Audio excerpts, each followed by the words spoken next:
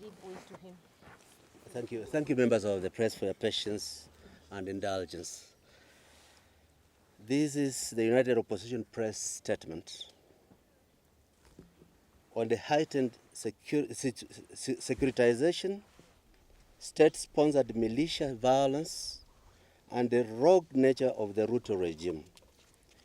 Yesterday, armed police officers patrolling our streets shouted very clearly, "Niko na ruhusa ya kukuua, leo utalala kwa fridge."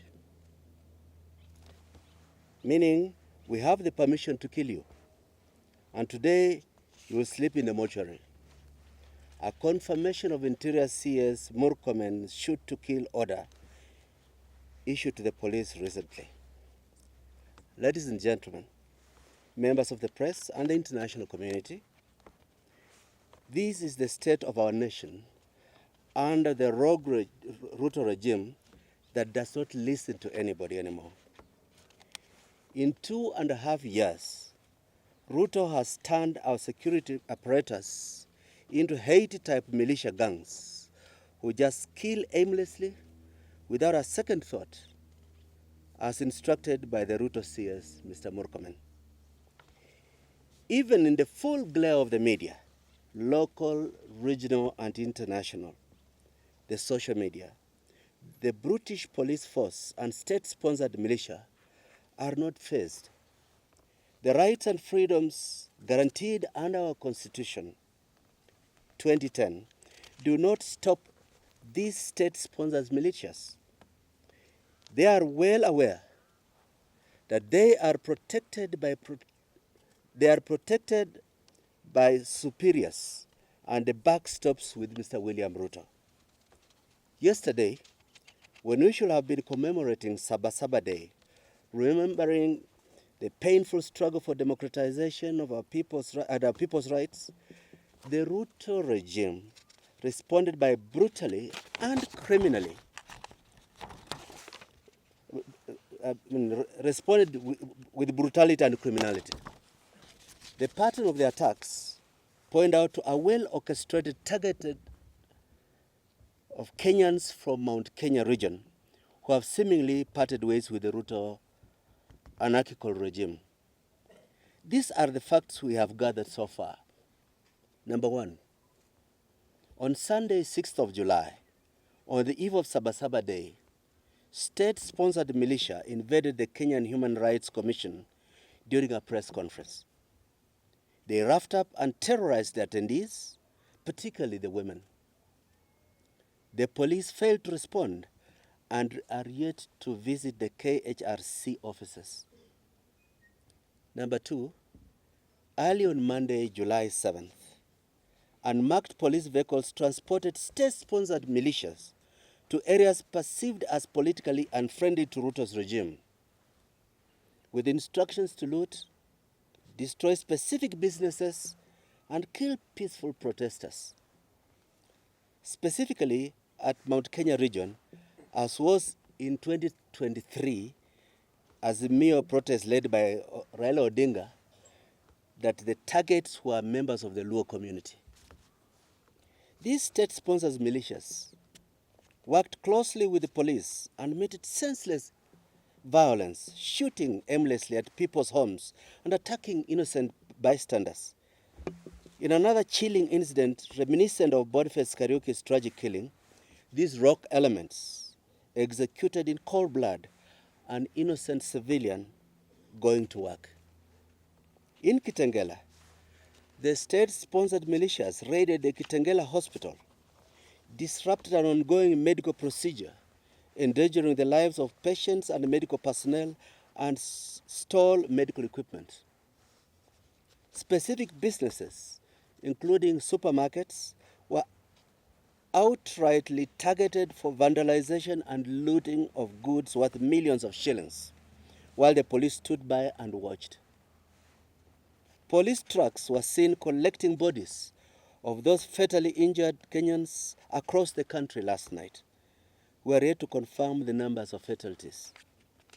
We wish to state categorically that the Ruto administration, the Ministry of the Interior, the National Police Service, the Director of Criminal Investigations, and affiliated militia networks are in clear violation of our Constitution, but also constitute crimes under international law, including the Rome Statute of the International Criminal Court, which Kenya is a signatory to. Article 7 of the Rome Statute defines grounds for crimes against humanity, particularly in relation to Article 7, 1A, murder, F, torture, H, persecution against any identifiable group on political grounds.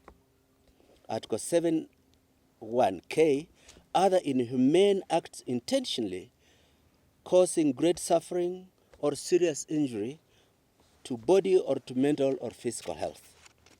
The pattern is now beyond dispute. The killings are neither accidental nor isolated. They are targeted, often at young protesters and activists.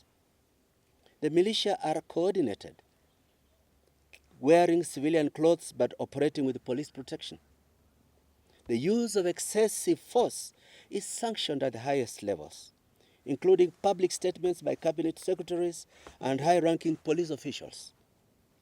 There is no accountability, only denials, cover-ups, and state propaganda.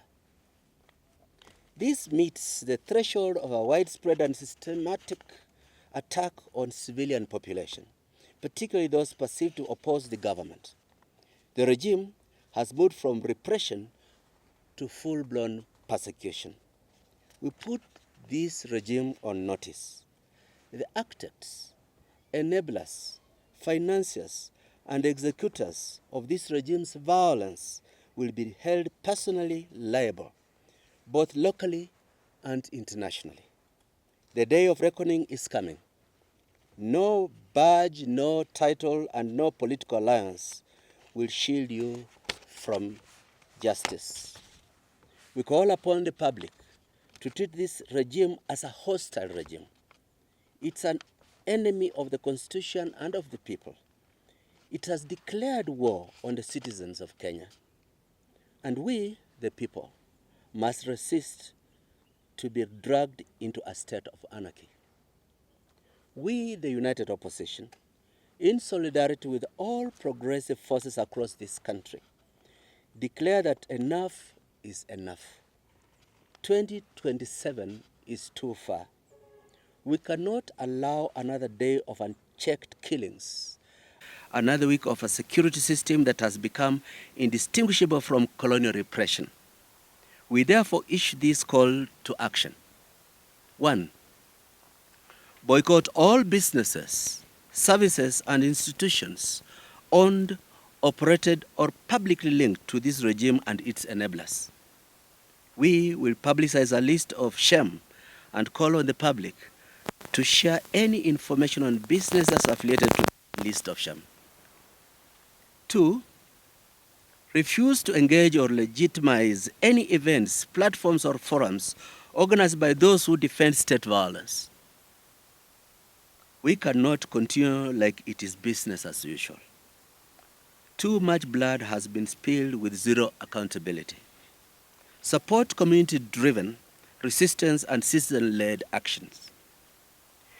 Change does not come by asking nicely. It is wrestled from the hands of those who thrive on fear and oppression. Let every Kenyan understand this. This regime is now hostile. It cannot be reasoned with. It must be resisted. We will not rest. We will not retreat.